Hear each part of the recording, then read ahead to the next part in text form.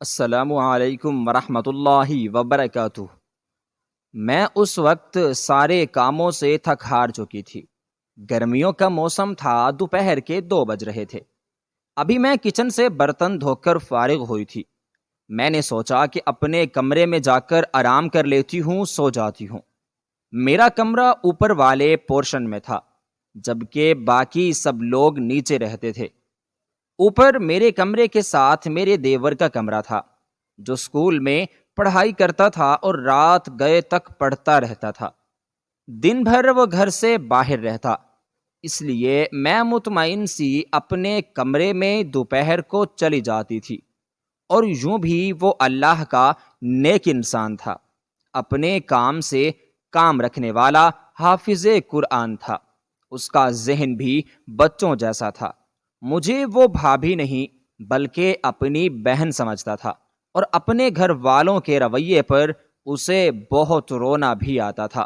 وہ میرے شوہر کا سگا بھائی نہیں تھا، بلکہ اس کے چاچا کا بیٹا تھا۔ اس گھر میں میرے سسر کی فیملی کے ساتھ ان کے بھائی کی فیملی بھی رہتی تھی۔ میرے علاوہ گھر میں 3 عورتیں اور بھی تھیں، مگر گھر کے سارے کام کاج مجھے ہی کرنے پڑتے تھے، صفائی سے لے کر کھانا بنانے تک۔ غرض یہ کہ ایسا کوئی کام نہیں تھا جس میں میرا کوئی ہاتھ بھٹا دیتا۔ جب میں اپنے کمرے میں آ کر لیٹی تو تھکن سے میرا برا حال تھا۔ لیٹتے ہی آنکھ لگ گئی۔ تھوڑی دیر گزری تھی جب میری چچی ساس میرے کانوں میں آ کر چلانے لگیں، یہ کیا طریقہ ہے؟ تم بھری دوپہر میں اپنے کمرے میں آ کر لیٹ گئی ہو۔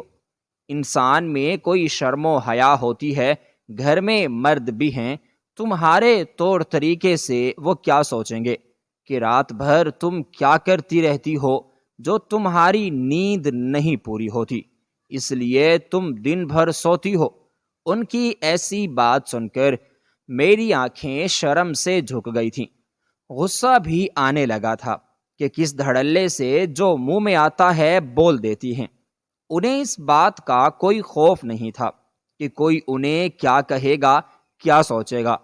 میں نے وہاں مشکل سے تلخ بات کہنے سے خود کو روکا، اور میری خاموشی دیکھ کر وہ ہمیشہ کی طرح پھر سے شیر ہو گئیں۔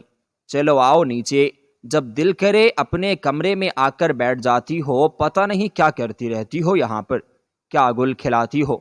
ہم تو اپنے کمروں میں ہوتے ہیں، سب کی آنکھوں کے سامنے ہوتے ہیں، اور ایک تم ہو جو تم الگ تلگ رہنے کا شوق ہے تمہیں۔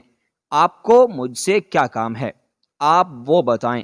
میں نے وہاں مشکل سے اپنے لہجے کو ناگواری پر قابو پا کر کہا، تو اس نے میری بات پر واویلا مچا دیا۔ اتنی اونچی اونچی بولی کہ اس کی دونوں بیٹیاں اور شوہر بھی وہاں اکٹھے ہو گئے۔ کیا ہو گیا ہے؟ کیوں شور مچایا ہوا ہے؟ مجھے بھی بہت شرمندگی کا احساس ہو رہا تھا۔ آس پاس لوگوں کے گھر جڑے ہوئے تھے، اور یہ ساری باتیں یقیناً سب لوگ بخوبی سن رہے تھے۔ کہنے لگی، اسے میں نے چھت سے نیچے جھانکتے دیکھا، سر سے دوپٹہ اترا ہوا تھا، گلی میں لڑکے کھڑے تھے۔ میں نے منع کیا تو میرے ساتھ بدتمیزی کرنے لگی۔ اپنی چچی ساس کے سفید جوٹ پر میری آنکھیں باہر کو ابل پڑی تھیں۔ وہ عورت بہت ڈرامے باز، بہت جھوٹی مکار تھی، مگر کہ وہ اس حد تک بے غیرت ہو گئی، یہ میں نے سوچا بھی نہ تھا۔ اس نے میرے کردار پر دوڑلے سے سوالیہ نشان لگا دیا تھا۔ میرے سسر بھی اس بات پر غصہ کرنے لگے کہ مجھے اپنی چچی ساس کی بات ماننی چاہیے۔ اس گھر میں وہی بڑی ہے اور ہر کام اسی سے پوچھ کر کرنا ہوگا۔ میں آنسو پیتی ان کے ساتھ نیچے آ گئی تھی۔ تب میں نے دیکھا کہ اس کے چہرے پر فاتحانہ مسکراہٹ سجی ہوئی تھی، جیسے اپنی کامیابی پر خوش ہو رہی ہو۔ میری نیند تو کیا پوری ہونی تھی، تھکن سے میرا برا حال ہو گیا تھا۔ پورا دن گھر کے کام کر کے، مہمانوں کے لیے کھانا بنا کر جب کمرے میں جانے لگی تو پھر چچی ساس نے روک لیا۔ کدھر جا رہی ہو؟ اب کیا تمہیں بار بار کہوں کہ گھر میں کتنا کام ہے؟ کپڑے بدلنے جا رہی ہوں، گرمی لگی ہوئی ہے، نہانے لگی ہوں۔ میرا یہ کہنا ہی تھا کہ پھر سے وہ چلانے لگی، کتنی بے شرم عورت ہو تم، ہر وقت تمہیں سجنے سنورنے کی پڑی رہتی ہے، یہ سوچے بغیر کہ اس گھر میں جوان مرد بھی ہیں، وہ تمہارے لچھن دیکھ کر کیا کہیں گے، اور گھر میں 2 جوان بچیاں بھی ہیں، تمہارے کرتوتوں کی وجہ سے وہ بھی بے لگام ہو جائیں گی، میری بچیاں تمہیں دیکھ کر خراب ہو جائیں گی۔ اب میری برداشت کی حد یہیں تک تھی، میں بھی پھٹ پڑی، کیا کیا ہے میں نے ایسا جو آپ ہر وقت میرے پیچھے پڑی رہتی ہیں، ہر وقت مجھے باتیں سناتی رہتی ہیں۔ میرا یہ کہنا جیسے میری بڑی خطا بن گیا تھا۔ اسی وقت میرے شوہر بھی آئے تھے۔ جب انہوں نے مجھے یہ سب کہتے سنا تو انہیں بہت غصہ آیا کہ میں ان کی چچی کے ساتھ بدتمیزی کر رہی ہوں، اور چچی سب کچھ دیکھ کر پینتھرا بدل گئیں، بری طرح رونے لگیں، کہنے لگیں یہی سب کرتی ہے تمہاری بیوی پیٹ پیچھے، میں تمہیں بتاتی تھی کہ میرے ساتھ بدتمیزی کرتی ہے، جواب دیتی ہے، مگر تم نے میری بات پر یقین نہیں کیا۔ آج تم نے سب اپنی آنکھوں سے دیکھ لیا ہے نا، اب تمہیں یقین ہو جانا چاہیے کہ تمہاری بیوی پیٹ پیچھے ہمارے ساتھ کیا سلوک کرتی ہے۔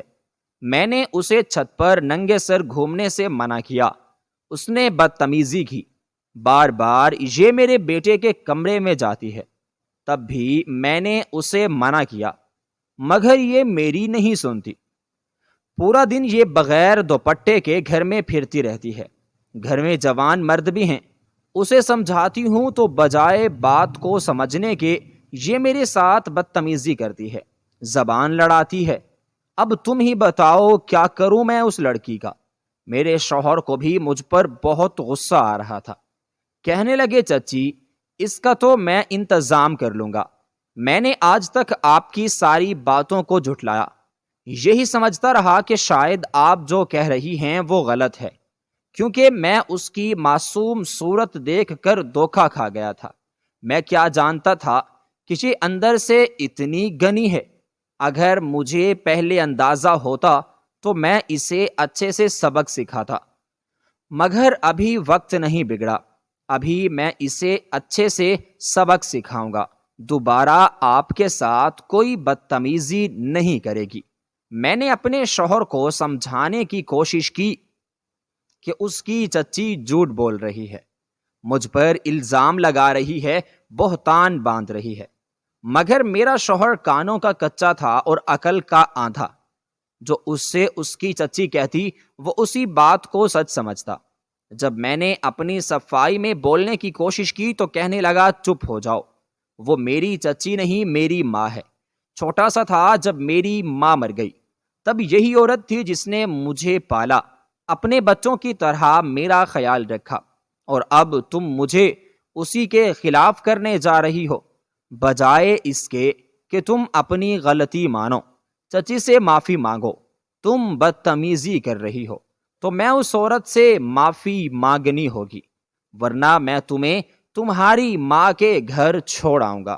ان کے اتنے سنگ دلانہ انداز پر مجھے بہت زیادہ رونا آیا تھا، اب میں پھوٹ پھوٹ کر رو پڑی تھی اپنے نصیبوں پر کہ مجھے کیسا انسان ملا ہے جسے یہی نہیں پتا کہ اس کے گھر والے اسے اپنے مطلب کے لیے استعمال کر رہے ہیں، گدھوں کی طرح اس سے کام کرواتے ہیں اور عزت ٹکے کی بھی نہیں کرتے۔ اس کی بیوی کی اس گھر میں کوئی عزت نہیں ہے، نوکرانی سے زیادہ کوئی حیثیت نہیں رکھتی، اور یہ بات یہ کم عقل انسان نہیں سمجھتا تھا، مجبوراً مجھے اپنی چاچی سے معافی مانگنی پڑی، تب اس کے چہرے پر فاتحانہ مسکراہٹ پھیل گئی تھی، اب وہ میرے ساتھ پہلے سے بھی زیادہ زیادتیاں کرنے لگی تھی، میں اگر اپنے لیے چائے بنانے لگتی تو وہ مجھے بہت زیادہ باتیں سناتی، خبردار فضول خرچی کی تو گھر میں پہلے ہی بہت سارے خرچے ہیں، ایک اوپر سے تمہاری فضول خرچیاں، اپنے یہ فضول شوق اپنی ماں کے گھر میں پورے کیا کرو۔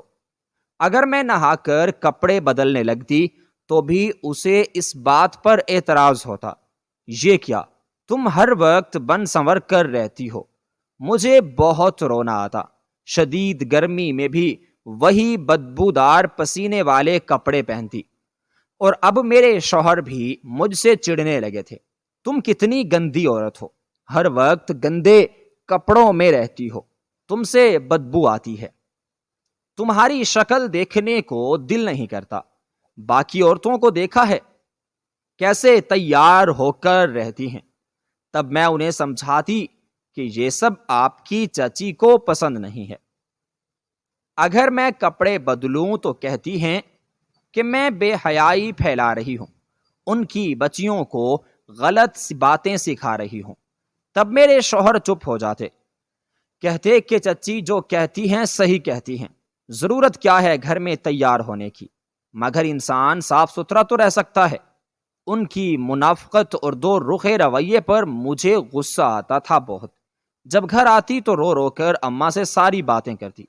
اماں کہتی ہم نے جلد بازی میں آ کر بہت غلط فیصلہ کر لیا، ہم یہ سمجھ رہے تھے کہ تمہاری ساس نہیں ہے تو تم گھر میں خوش رہو گی، تم کام چور ہو، شوہر بھی نہیں کرتی تو ساس کے ساتھ تمہارا گزارا نہیں ہوگا۔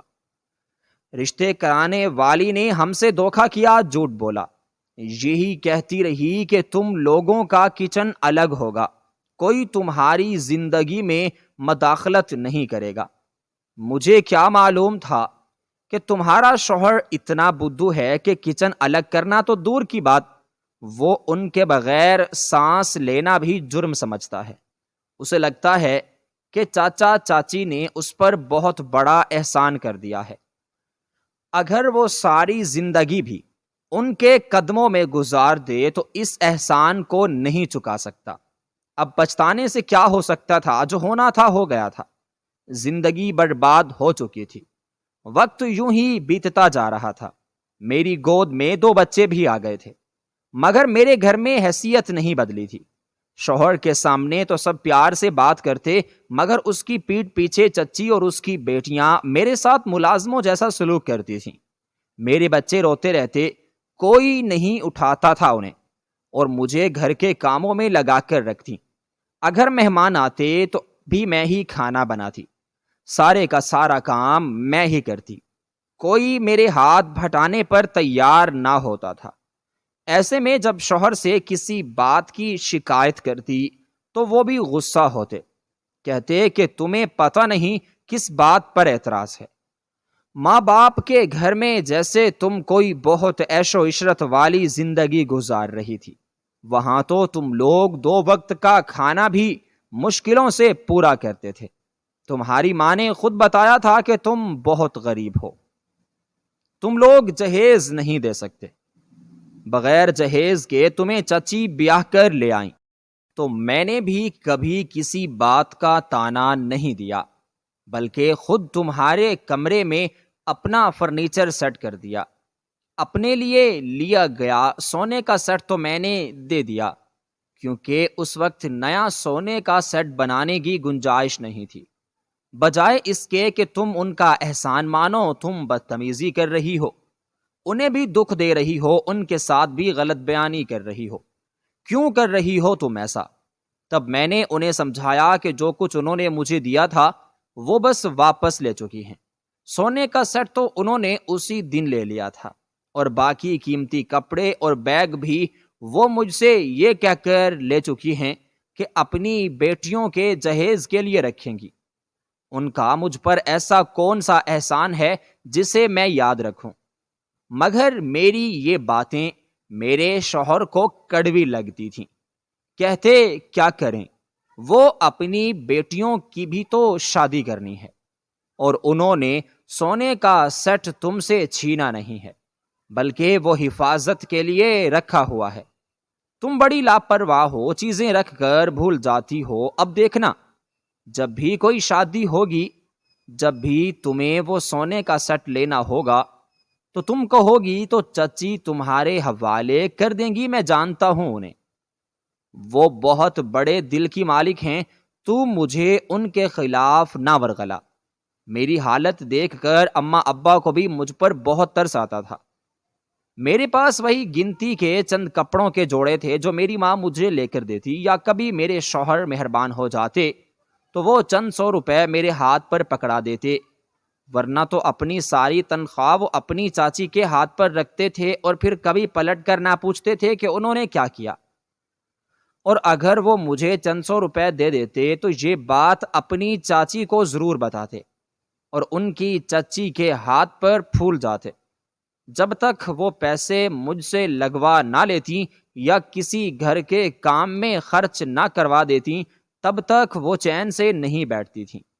مجھے ان کی فطرت کا اچھے سے اندازہ ہو گیا تھا۔ وہ عورت نہیں چاہتی تھی کہ کوئی اس کے مقابلے میں آئے، اس لیے نہ وہ مجھے اچھے کپڑے پہننے دیتی نہ اچھا اوڑھنے دیتی کہ کہیں میں اس سے زیادہ اچھی نظر نہ آؤں۔ ہر وقت اپنی اور اپنی بیٹیوں کی خود ہی تعریف کرتی رہتی اور میں یہ سب دیکھ کر جھنجھلاتی رہتی۔ کئی بار میں نے اس کے بیٹے حمید کو اپنی طرف دیکھتے اور داڑھی کرتے سنا تو وہ اس پر چلانے لگی، خبردار اگر اس گھٹیا عورت کی تعریف کی یا اس کی سائیڈ لی تو مجھے لگتا ہے کہ اس نے تمہیں اپنے لچھے دار باتوں میں پھنسا لیا ہے اور اپنا عاشق بنا لیا ہے۔ آنے دو اس کے شوہر کو، میں بتاتی ہوں اسے کہ یہ کیا کرتوت کر رہی ہے۔ تب تم خوف سے کانپ کر رہ جاتے، جبکہ میرے دیور کو بہت غصہ تھا۔ وہ کہتا، ماں کچھ تو خدا کا خوف کریں، کسی کی بیٹی کے ساتھ اتنا ظلم کر رہی ہیں، اتنا غلط کر رہی ہیں۔ کیا آپ نہیں جانتی کہ آپ کی بھی 2 بیٹیاں ہیں؟ کل کو آپ نے ان کی شادیاں کرنی ہیں، انہیں اپنے گھر رخصت کرنا ہے، تب آپ کیا کریں گی؟ آپ اتنا ہی ظلم کریں جتنا سہ سکیں۔ اور انہیں اپنے بیٹے کی بات پر بہت غصہ آتا، اسے دھمکیاں دے کر خاموش کروا دیتی، خبردار اگر اس بارے میں ذوالقرنین سے کوئی بات کی تو میں تمہاری زبان کھینچ لوں گی، اپنا دودھ نہیں بخشوں گی۔ کیسے بیٹے ہو تم؟ اپنی ہی ماں کے خلاف بولے جا رہے ہو۔ مگر ذوالقرنین نے میرے شوہر سے بات کی تھی، کہنے لگا تمہیں اپنی بیوی کا خیال رکھنا چاہیے، کیوں ہر بات میں میری ماں اور بہنوں کا ہی یقین کرتے ہو؟ کبھی بھابھی سے پوچھا ہے کہ گھر میں کیا معاملہ ہے، ان کے ساتھ سب کا سلوک کیسا ہے؟ میرے شوہر پر ان باتوں کا بہت اثر ہوا تھا۔ وہ اب ہر ایک چیز کو گہری نگاہ سے دیکھنے لگے تھے، اور پھر ایک دن وہ اپنی چچی سے کہنے لگے، آپ ان دونوں چھوٹیوں کو بھی کام کے ساتھ لگایا کریں، کل کو ان کی بھی شادی کرنی ہے تو اگلے گھر جا کر کیا کریں گی؟ یہ انہیں بھی زوبیا کے ساتھ کچن بھیجا کریں تاکہ یہ بھی کام کاج سیکھ سکیں۔ تب میں تو حیران ہی رہ گئی، اپنے شوہر سے مجھے اس بات کی امید نہیں تھی۔ مگر جب میری چچی ساس کے چہرے پر نظر پڑی تو میری ہنسی نکلتے نکلتے رہ گئی۔ اس کا چہرہ حیرت کے مارے کھلے کا کھلا رہ گیا، آنکھیں پھٹی کی پھٹی تھیں، اتنی بے یقین تھی جیسے میرے شوہر نے اسے کوئی انہونی کہہ دی ہو۔ اسے یقین نہیں آ رہا تھا کہ میرا شوہر میری سائیڈ بھی لے سکتا ہے۔ اتنے اچھے طریقے سے تو اس نے میرے شوہر کو اپنے قابو میں کیا تھا، جھوٹ بول کر، غلط بیانی کر کے، لچھے دار باتوں سے اپنی خود ساختہ محبت کے جال میں پھنسا رکھا تھا، اور میرے شوہر سمجھتے کہ ان سے زیادہ مخلص تو ان کے ساتھ دنیا میں کوئی ہو ہی نہیں سکتا۔ دوپہر کا وقت تھا، میں کام کر رہی تھی جب چچی ساس کہنے لگی، اگر تم کام کر چکی ہو تو جا کر اپنے کمرے میں سو جاؤ، پھر تمہارا شوہر کہے گا کہ میں تم سے سارے گھر کے کام کرواتی رہتی ہوں، تمہیں آرام بھی نہیں کرنے دیتی۔ میں تو بے ہوش ہوتے ہوتے بچی، اس پر اتنی مہربانی کیوں؟ جب میں اپنے کمرے میں آنے لگی تو کہنے لگی، ایک کام کرو، یہ جوس کا گلاس حمید کے کمرے میں دے آؤ، میرا بچہ سارا دن پڑھتا رہتا ہے، اتنی محنت کرتا ہے، اسے اچھی خوراک کی ضرورت ہے۔ میں خاموشی سے جوس کا گلاس اٹھا کر حمید کے کمرے میں آئی، جوس کا گلاس دے کر واپس جانے لگی تھی کہ باہر سے کسی نے دروازہ بند کر دیا۔ مجھ سے زیادہ حمید پریشان ہو گیا تھا۔ تیزی سے وہ بستر سے اٹھا، دروازہ کھولنے کی کوشش کی، مگر دروازہ باہر سے بند ہو گیا تھا۔ وہ ہکا بکا ہو کر مجھے دیکھنے لگا۔ بھابھی باہر کون تھا؟ یہ دروازہ کس نے بند کیا اور کیوں؟ میرے پاس اس کی بات کا کوئی جواب نہیں تھا، میں خود پریشان تھی۔ تبھی دروازہ زوردار آواز کے ساتھ کھلا۔ دروازہ کھلا تو سامنے میرا شوہر کھڑا تھا۔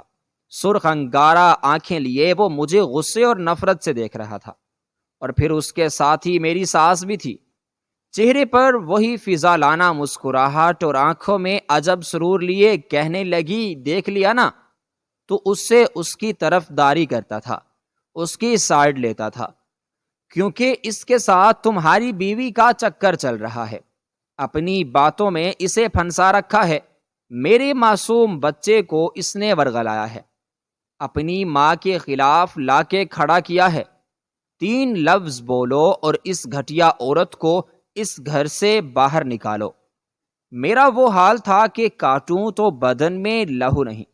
میں اپنی بے گناہی ثابت کرنا چاہتی تھی، بتانا چاہتی تھی کہ یہ عورت جھوٹ بول رہی ہے، یہ زہریلی عورت مجھ پر بہتان لگا رہی ہے، مگر میں بولتی بھی تو کیا؟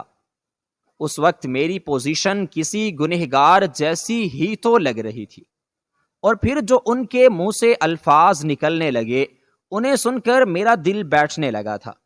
وہ مجھے کہنے لگے کہ میں دونوں بھائیوں سے چھوٹی تھی، اماں کی بہت لاڈلی تھی اور ابا کی راج دلاری۔ دونوں کے لاڈ پیار نے مجھے کافی حد تک بگاڑ دیا تھا۔ گھر کے کاموں سے تو میری جان جاتی تھی، سلائی کڑھائی سینہ پرونا، میں ان سب کاموں سے دور بھاگتی تھی۔ مجھے دیکھ کر اماں بری طرح گھبرا جاتی تھی، کہتی تھی لڑکی ذات ہو، آج نہیں تو کل اپنے گھر جانا ہے، تجھے رخصت کر کے میں ایک پل بھی سکون کا سانس نہیں لے سکوں گی۔ مائیں اپنی بیٹیوں کی شادیاں کرتی ہیں تو وہ سکون سے سوتی ہیں، مگر مجھے لگتا ہے کہ میں کبھی سکون سے رہ نہیں پاؤں گی۔ مجھے ہر وقت تمہاری طرف سے ہی دھڑکا لگا رہے گا کہ نہ جانے تم کون سا گل کھلا دو، ہر وقت تمہاری ہی پریشانی رہے گی۔ اور میں اماں کی باتوں کو ہنس کر ٹال دیتی تھی، کہتی اماں آج تک آپ نے کبھی کسی کے ساتھ برا نہیں کیا، ابا نے کسی کے ساتھ زیادتی نہیں کی، اور میرے دونوں بھائی بھی ہمیشہ سیدھی راہ پر رہے۔ میں تو خود معصوم سی اپنے کام سے کام رکھنے والی ہوں، پھر میرے ساتھ کیوں برا ہوگا؟ کسی کی غلطی کی سزا مجھے کیوں ملے گی؟ آپ فالتو کی باتیں نہ سوچیں، ایسا کچھ نہیں ہوگا۔ میں اپنی سوچ میں خوش رہتی تھی کہ آج تک میں نے کسی کے ساتھ برا نہیں کیا، کسی کے بارے میں برا سوچا بھی نہیں۔ پھر میرے دونوں بھائیوں کی شادیاں ہو گئیں۔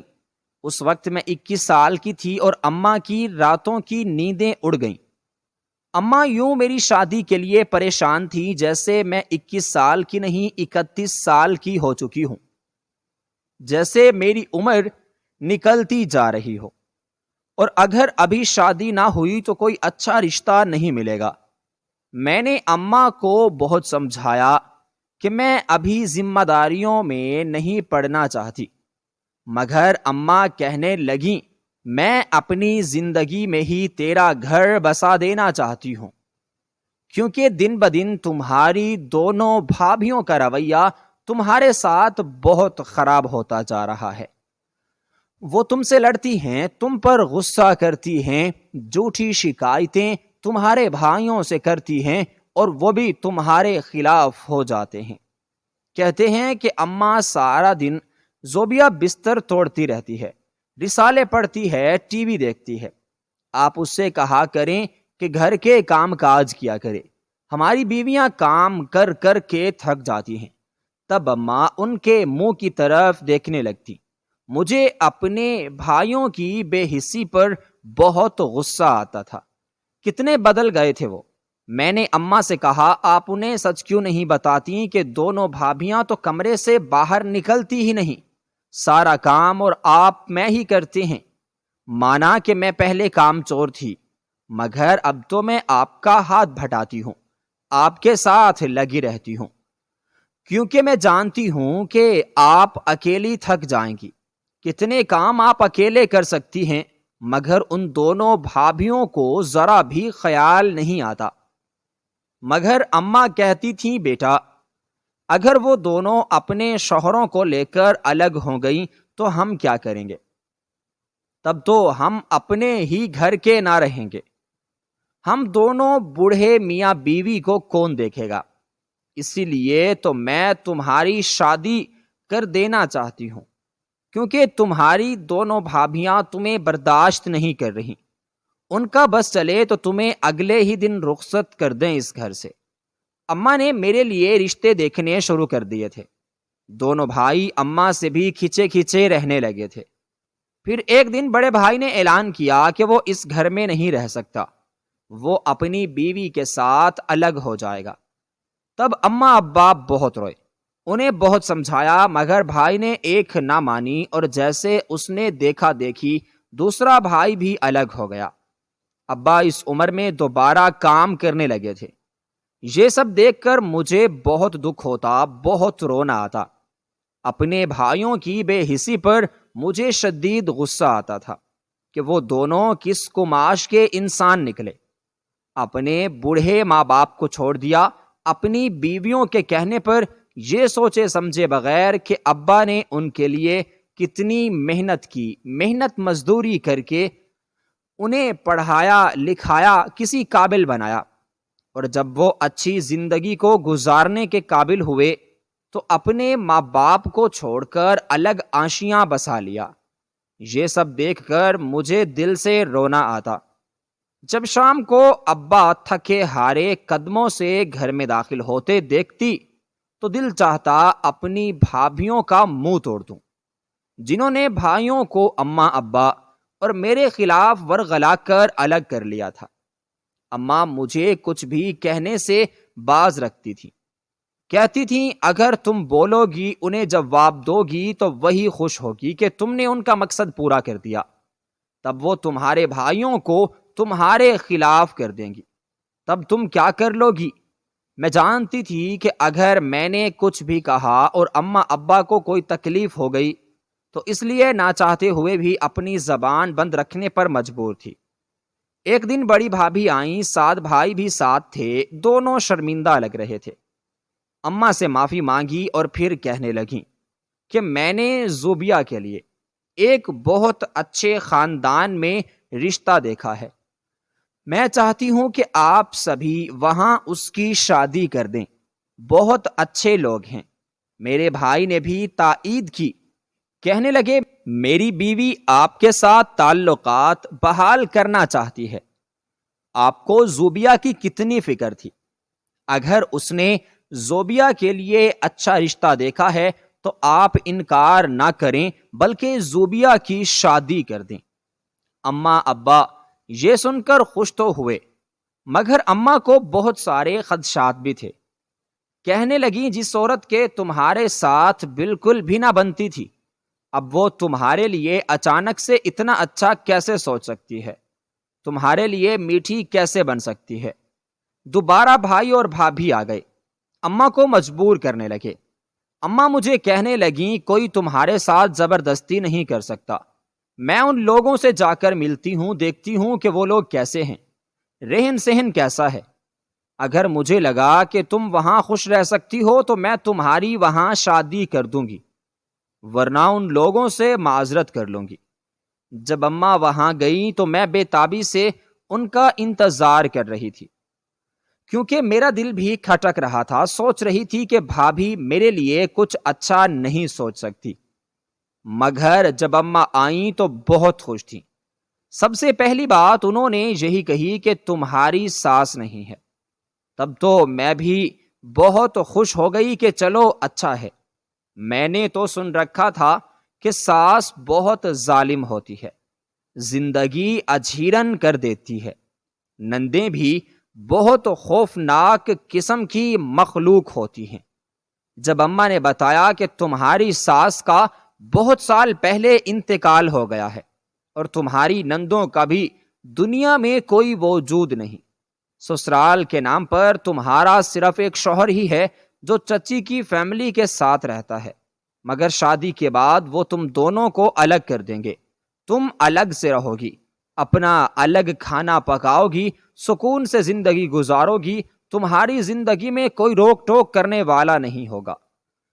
یہ سن کر تو میں بھی خوش ہو گئی تھی، مگر مجھے کیا پتا تھا کہ میں وہ چڑیا ہوں جسے جال میں پھنسانے کے لیے سونے کا دانہ ڈالا جا رہا ہے۔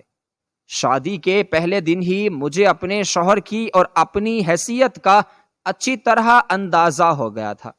جب ان کی کزنیں کہنے لگیں آپ جلدی سے کپڑے بدل لیں، مہمان چلے گئے ہیں، کچن میں آ کر ہمارے کاموں میں مدد کروائیں، بہت سارے برتن پڑے ہیں، آپ آ کر برتن دھلوا دیں، میں حیرت سے اپنی آنکھیں پھاڑے منہ کھولے انہیں دیکھنے لگی تھی۔ بھلا پہلے ہی دن کی دلہن کو برتن دھونے کا کون کہتا ہے؟ تب میرے شوہر کہنے لگے یہ دونوں تمہاری بہنوں جیسی ہیں، یہ صبح سے کام کر کر کے تھک چکی ہیں، بالکل صحیح کہہ رہی ہیں بیچاریاں، اب تم نے ہی اس گھر کی ذمہ داری اٹھانی ہے، اس گھر کی بہو جو ہو، بڑی بہو کی بہت ساریاں ذمہ داری ہوتی ہیں، چلو اٹھو کپڑے بدل لو اور ان کے ساتھ جا کر کام کرواؤ۔ چارہ ناچار میں کپڑے بدل کر کچن میں آ گئی تو وہ دونوں مجھے کچن میں چھوڑ کر چلی گئیں۔ کچن میں برتنوں کا ڈھیر لگا ہوا تھا، برتن دھوتے دھوتے مجھے 2 گھنٹے لگ گئے، میری آنکھوں میں آنسو آنے لگے، میں یہ سوچ کر رونے لگی کہ میری زندگی میں یہ کیسی تبدیلی آئی ہے۔ کیا سوچ کر میں شوہر کے آنگن میں اتری تھی اور یہ کیا، اس گھر میں آتے ہی مجھے گھر کے کام کرنے میں لگا دیا۔ کسی نے اس بات کا خیال نہ کیا کہ میں آج ہی دلہن بن کر اس آنگن میں اتری ہوں۔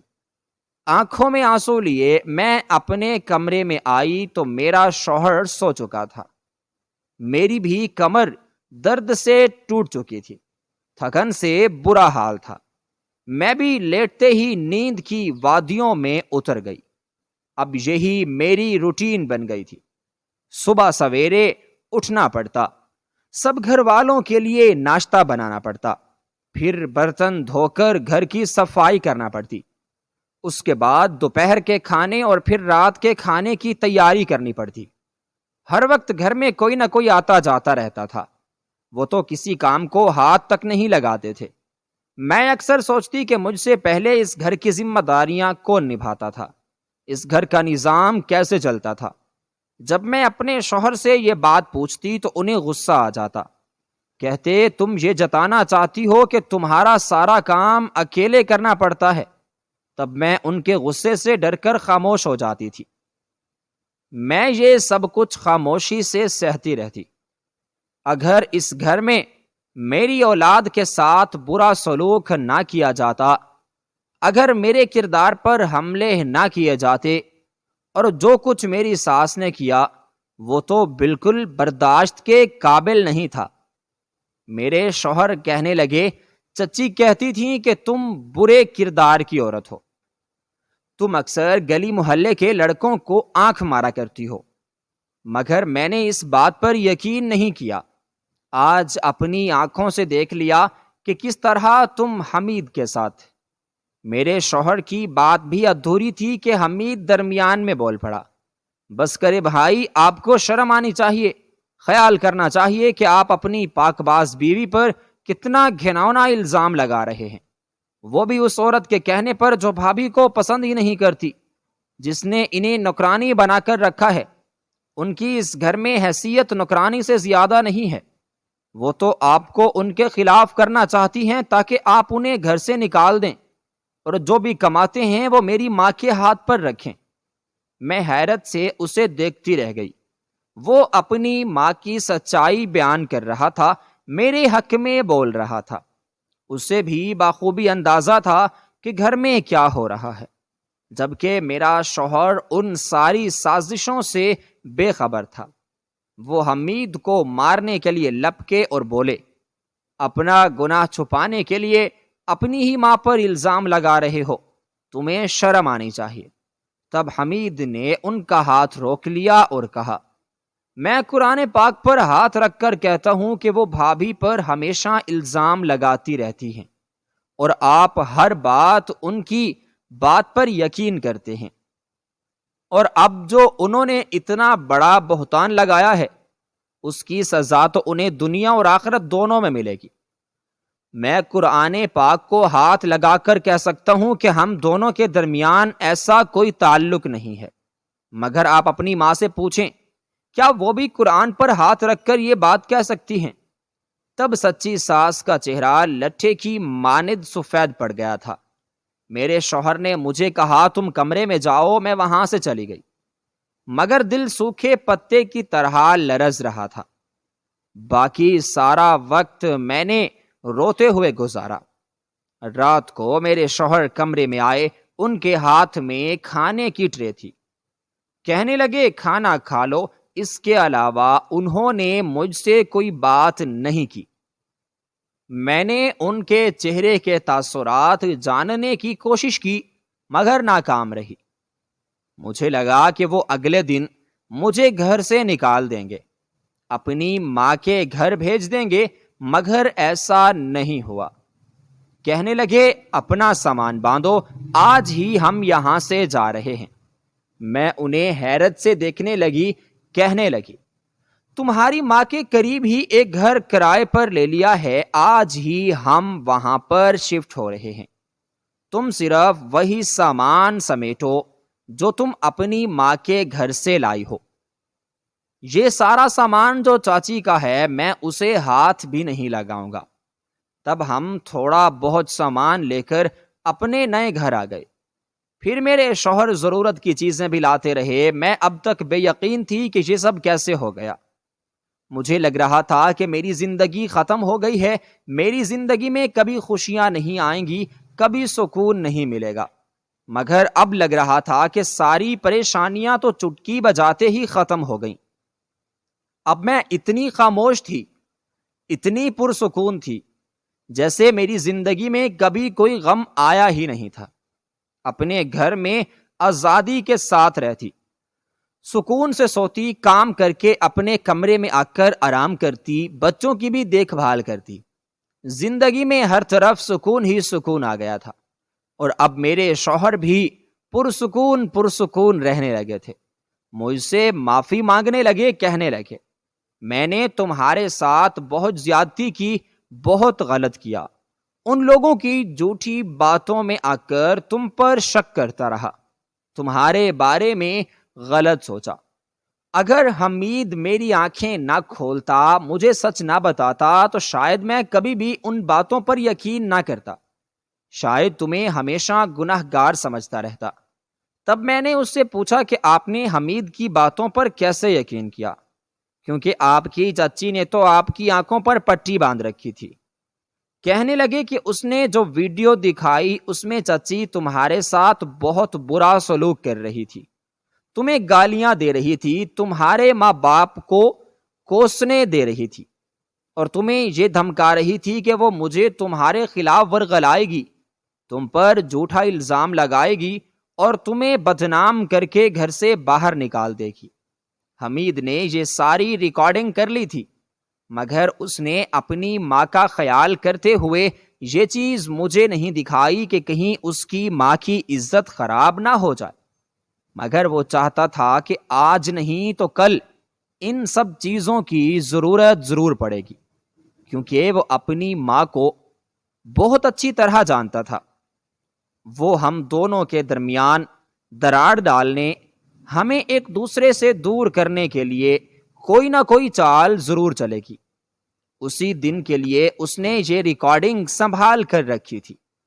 جب اس نے اپنی ماں کے سامنے مجھے یہ سب دکھایا تو وہ پھٹی پھٹی آنکھوں سے حمید کو دیکھنے لگی، اسے شرمندہ کرنے لگی کہ تم اپنی ماں کے ساتھ ایسا کیسے کر سکتے ہو تم۔ وہ دو بدو ہو کر کہنے لگا کہ آپ بھی تو کسی مظلوم کی بیٹی کے ساتھ یہ سب کر سکتی ہیں، تو پھر میں کیوں نہیں آپ کے ساتھ یہ سب کر سکتا؟ آپ تو ان پر جھوٹے الزام لگاتی ہیں، بہتان باندھتی ہیں، جبکہ میں تو بھائی کو سچ دکھا رہا ہوں تاکہ وہ آپ کی باتوں میں آ کر کوئی غلط کام نہ کریں، کوئی غلط فیصلہ نہ لے لیں، اپنی اور بھابھی کی زندگی برباد نہ کر بیٹھیں۔ اور میں اس چھوٹے سے لڑکے کو دیکھنے لگی کہ وہ کتنا سمجھدار تھا۔ پھر وہ کہنے لگا کہ اس گھر میں بھابھی کے لیے کوئی جگہ نہیں ہے، آپ جو بھی کماتے ہیں سب بہنوں کی عیاشی پر اڑا دیتے ہیں، اس میں سے بھابھی کو کچھ بھی نہیں ملتا۔ اب آپ الگ ہو جائیں، بھابھی کو لے کر کہیں اور چلے جائیں۔ تب مجھے چاچا نے بھی روکا، کہنے لگے کہ تم یہاں سے کہیں پر بھی نہیں جاؤ گے، اگر گئے تو تمہیں جائیداد میں سے کوئی حصہ نہیں ملے گا۔ وہ بھی یہ یقین کرنے پر تیار نہیں تھے کہ ان کی بیوی غلط ہے، مگر جب حمید نے اپنے باپ کو بھی ماں کی سچائی سے آگاہ کیا تو وہ خاموش ہو گئے۔ کہنے لگے کہ کوئی بیٹا اپنی ماں کے بارے میں غلط نہیں بول سکتا، اس پر الزام نہیں لگا سکتا۔ تو چاچی نے مجھ سے معافی مانگی، کہنے لگی کہ میں اپنی بیوی کو لگام ڈالنے میں ناکام رہا، تمہاری بیوی کی زندگی کو جہنم بنائے رکھا، اس بچی کی آہی میری بچیوں کے مستقبل کو نہ کھا جائے، مجھے یہی ڈر لگتا ہے، بس پھر میں تمہارے اور اپنے بچوں کے لیے یہاں پر آ گیا تاکہ تمہیں زندگی کی وہ خوشیاں دے سکوں، سکون دے سکوں، اور اگر یہ سب کرنے کو مجھے حمید نہ کہتا تو میں کبھی بھی یہ نہ کرتا اور تمہیں اسی جہنم میں ہی جلنا پڑتا۔ اماں بھی اب میری وجہ سے خوش تھی کہ میں اپنے گھر میں خوش باش رہنے لگی ہوں، مگر اب ہمارے گھر میں چھوٹی سی دکان ڈال لی گئی تھی، اب انہیں محنت مزدوری نہیں کرنی پڑتی تھی، بلکہ وہ دکان پر ہی بیٹھے رہتے۔ جب ابا تھک جاتے تو وہ آرام کرنے کمرے میں چلے جاتے، اور جب اماں دکان پر بیٹھ جاتی، ایک دن بھابھی گھر میں آئی، بہت رو رہی تھی، کہنے لگی کہ میں نے تمہارے ساتھ زیادتی کی، غلط کیا، مگر میں خود بھی سکون میں نہیں ہوں۔ اس دن سے لے کر اب تک میں بہت تڑپی ہوں، بہت روئی ہوں، مجھے میرے گناہ کی سزا بھی مل گئی ہے۔ 4 سال ہونے والے ہیں، اب میں اولاد کی نعمت سے محروم ہوں، اس لیے تمہارے بھائی نے دوسری شادی بھی کر لی، وہ مجھ پر سوکن لے کر آ گئے ہیں، اور یہ میرے گناہ کی سزا ہے جو مجھے ملی ہے۔ مجھے بھابھی کی بات سن کر دکھ تو بہت ہوا تھا، مگر ان سے ہمدردی نہیں ہوئی تھی، کیونکہ انہوں نے میری زندگی برباد کرنے میں کوئی کسر نہیں چھوڑی تھی۔ بھیا کی دوسری بھابھی بہت اچھی تھی، بہت نیک اور شریف عورت، وہ بیوہ تھی، ان کی ایک بیٹی بھی تھی، ان کی زندگی ان کی بھابھی نے تنگ کی ہوئی تھی، تبھی وہ دوسری شادی کرنے پر مجبور ہو گئی تھی۔